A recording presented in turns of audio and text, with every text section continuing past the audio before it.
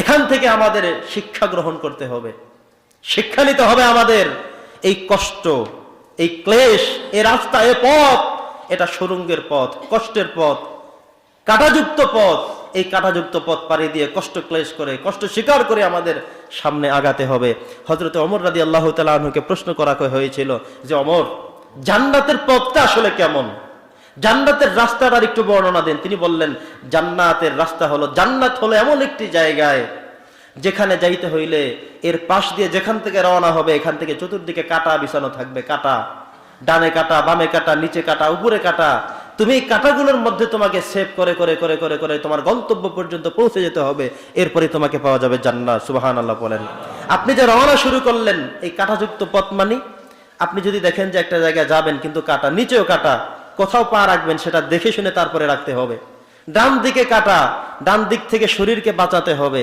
বাম দিকে কাঁটা, সেখান থেকেও বাঁচাতে হবে। উপরের দিকে মাঝে মধ্যে দুইটা ঢাল নিচে পড়ে আছে, সেটা যেন মাথা চোখ আঘাত পড়ে না পড়ে, সেদিকেও লক্ষ্য রাখতে হবে। তার মানে হলো, আপনি যদি হালাল পথে চলতে চান, আপনি দেখবেন একজন আপনাকে ঘুষের প্রতারণা দিচ্ছে, একজনে আপনাকে সুদের প্রলোভন দিচ্ছে, একজনে আপনাকে নামাজ থেকে গাফেল রাখছে, রোজার বিধান থেকে বিরত হয়ে যাচ্ছেন। আপনার চোখের সামনে বেপরদার একটা সমস্যা চলে আসলো, আপনার চোখের সামনে এমন একটা সময় একটা জেনার অফার আপনার চলে আসলো, বিপদের অফার চলে আসলো। এভাবে করে করে সবগুলো উপেক্ষা করে করে আপনাকে মনে করতে হবে যে এটাই জান্নাতের পথ। যত অপরাধ দেখবো, যত লোভ দেখবো, লালসা দেখবো, কিচ্ছু ধরবো না। এমন অনেকে গল্প করে বলে যে, আমাকে 1 লক্ষ টাকা হাতে দেওয়া হয়েছে, ওই কাজটা করে দিতাম, আমি টাকা ফেরত দিয়ে কাজটা বিনা পয়সায় করে দিচ্ছি। সুবহানাল্লাহ। তার মানে হলো, এটা বিশাল একটা কাঁটা ছিল, বিস্ফোরা ছিল, আপনি সেটাকে ধরেননি। ওই কাঁটার মতো কষ্ট করে জান্নাতের পথ আপনি যাচ্ছেন। জান্নাতের পথে আগাতে গেলে এভাবে কাঁটা চতুর্দিক থেকে গাববে, লাগবে। ওমর রাদিয়াল্লাহু বললেন, এই কাঁটাযুক্ত রাস্তা অতিক্রম করার পরে, সরু রাস্তা, চিকন রাস্তা অতিবাহিত করার পরে যেই জায়গায় পৌঁছে যাবে, সেটাই হলো আল্লাহর জান্নাত। সুবহানাল্লাহ। আর জোরে বলি সুবহানাল্লাহ। অতএব সূরাতুল কাহফ এর 1 নম্বর বিষয় ছিল এটা, যে এই 7 জন যুবকের ইতিহাস ছিল এমন যে তারা আল্লাহর পক্ষে থাকার কারণে, কালেমার পক্ষে থাকার কারণে আল্লাহ সুবহানাহু ওয়া তাআলা তাদেরকে সেফ রেখেছিল। সেফ রাখতে গিয়ে তাদেরকে কষ্ট দিয়েছেন যে তোমরাই গর্তের মধ্যে ঢুকে থাকো, যারা তোমাদের বিপক্ষে কাজ করে তারা উপরে থাকুক, তারা আনন্দ ফুর্তি করুক, তোমাদেরকে আমি এখানে কষ্টের মধ্যে রাখি, এখানেই থাকো।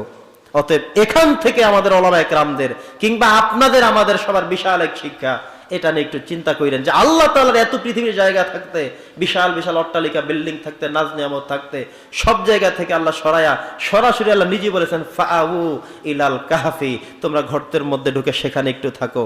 ইয়ানশুরু লাকুম রাব্বুকুম মির রাহমাতি, আমি আল্লাহর রহমতের বিস্তৃতি তোমাদেরকে সেখানে দিয়ে দিব। কার কথা? জোরে বলেন, কার কথা?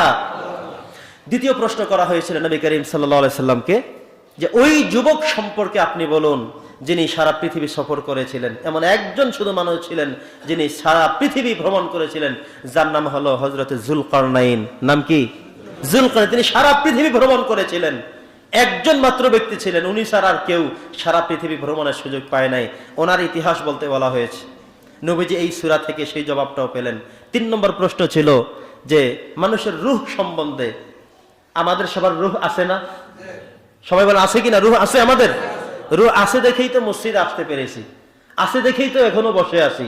রূহ আছে বিধাই তো বলতে পারতেছি আছে। রূহ না থাকলে বলতে পারবো? রূহ কখন যাবে সেটা কি কাউকে বলে যাবে? আপনার রূহ আপনাকেও কি কখনো বলবে যে আমি কিন্তু আর 2 দিন আছি ভাই? বলবে? রূহ আপনার সাথে কোনো কথা বলবে, সেই পারমিশন কি আল্লাহ দিয়েছেন? রূহ যখন চলে যাবেন তখন কি আপনি বুঝবেন যে এখন আমি মারা যাচ্ছি? আপনার পার্শ্ববর্তী আত্মীয় স্বজন সবাই যদি বসেও থাকে, পাহারা দেয়, গ্লাসের মধ্যে আপনাকে ফিট বাধাই করে রাখে, তবুও কি বুঝতে পারবে রূহ কোত্থেকে কোন দিকে গেছে? কথা বলেন তো। আল্লাহর রাসূলকে প্রশ্ন করা হয়েছিল, রাসূল আপনি রূহ সম্বন্ধেও বলবেন? আল্লাহ তাআলা সেটাও জানিয়ে দিলেন, ইয়াসআলুনাকা আনির রূহ। রাসূল, লোকেরা আপনাকে রূহ সম্বন্ধে প্রশ্ন করবে। কলির রূহ, আপনি বলেন রূহটা হলো মিন আমরি রব্বি, আল্লাহর একটা নির্দেশ শুধুমাত্র। সুবহানাল্লাহ পড়েন। রূহটা কি? আল্লাহর শুধু একটা নির্দেশ, এটার নাম হলো রূহ। আপনি এটা বুঝতে পারবেন না যে রূহটা মনে হয় মাথার মধ্যে থাকে, রূহটা মনে হয় পেটের মধ্যে থাকে, রূহটা মনে হয় কলিজার উপরে থাকে। এভাবে কেউ কি টের পেয়েছেন কখনো? রূহটা যে কোথায় থাকে বলতে পারবেন কেউ? আপনাকে যদি এই জীবিত অবস্থায় একটা সারা শরীর তন্ন তন্ন করে খোঁজা হয়, ডাক্তার কি রুহ বের করতে পারবে? যে একজনকে অপারেশন করে রুহটা রাইখে আরেকজনের শরীরে দিয়ে দিবে, সুযোগ আছে? তার মানে হলো এই রুহ নিয়ে হাজারো গবেষণা হয়েছে পৃথিবীতে, অসংখ্য গবেষণা হয়েছে। এই মসজিদে আপনাদেরকে একটা গবেষণা শুনিয়েছি, অতএব সেটা আজকে টানবো না। অসংখ্য গবেষণা হয়েছে, কিন্তু আল্লাহ তাআলা বলেছেন, হে রাসূল, মানুষ কিন্তু রূহ নিয়ে ব্যাপক গবেষণা করবে। আপনি শুধু ছোট্ট করে এতটুকু বলে দেন, কলির রূহু মিন আমরি রব্বি, রূহটা শুধু আল্লাহর নির্দেশ ছাড়া আর কিচ্ছু না। সুবহানাল্লাহ। আত্মীয় স্বজন সবাই যদি চতুর্দিকে বসে থাকেন, খুব মৃত্যুর পথযাত্রী, যে কোনো সময় মারা যাবে, ডাক্তারও তাকে পরীক্ষা করে হার্টবিট সহ যা কিছু বোঝা দরকার, তিনিও বুঝতে পেরেছেন লোকটা বেশি বাঁচবে না, কিছুক্ষণের মধ্যে মারা যাবে। এমন মানুষের পাশে যদি সবাই মিলে তাকিয়ে থাকেন, দেখবেন চোখের সামনেই মারা যাবে, কিন্তু কেউ দেখতে পারবেন না, বুঝতে পারবেন না যে অল্প আগে মশার মতো বা মাছির মতো বা পিঁপড়ার মতো একটা নাক দিয়ে বের হয়ে চলে গেছে। এভাবে দেখার কোনো সুযোগ নেই। তাহলে রূহের সম্বন্ধে ফয়সালা দিয়েছেন কে? যে কোনো সমস্যার সমাধান, যে কোনো প্রশ্নের উত্তর নিতে হবে কার থেকে? আল্লাহর থেকে। আল্লাহ বলেছেন, ওমা ইয়ানতিকু আনিল হাওয়া। আল্লাহ বলেছেন, তিবিয়ানাল লিকুল্লি শাই। আমি কোরআন মাজিদের ভিতরে সবকিছু পুঙ্খানুপুঙ্খ রূপে বানিয়ে দিয়েছি।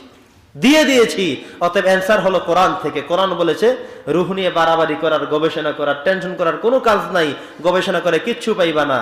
বরং কলির রূহু মিন আমরি রব্বি, এইটা শুধুমাত্র আল্লাহর একটা নির্দেশ।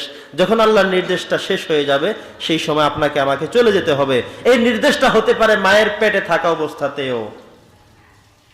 মায়ের পেটে কি সন্তান মরে না? ভূমিষ্ঠ হওয়ার পরে একটু কান্নাকাটি করেছিল, তারপরে কি মারা যায় না? তার মানে হলো একদিনের বাচ্চা মারা যায়, 1 ঘন্টার বাচ্চা মারা যায়, 1 মিনিট শুধু বের হয়ে একটু কান্না করে মারা গেছে। এমনও হয়েছে না? এমনও হয় না? তার মানে হলো জিরো থেকে, পেটের মধ্য থেকে আপনার মরার সিস্টেম আছে। যেহেতু আল্লাহ বলেছেন, কুলির রূহু মিন আমরি রব্বি, এটা আল্লাহর নির্দেশ ছাড়া আর কিছু না। অতএব যে কোনো বয়সের মানুষ মারা যেতে পারে, এটা বিশ্বাস করতে হবে আমাদের। যেই ছেলেটার বয়স 7 বছর, সে আপনার আগেই চলে যেতে পারে।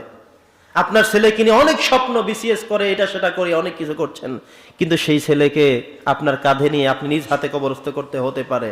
কারণ নির্দেশটা আসে কার থেকে? জোরে বলেন, কার থেকে? আল্লাহর থেকে। এখানে ছোট্ট একটা মাসআলা বলে শেষ করে দেই।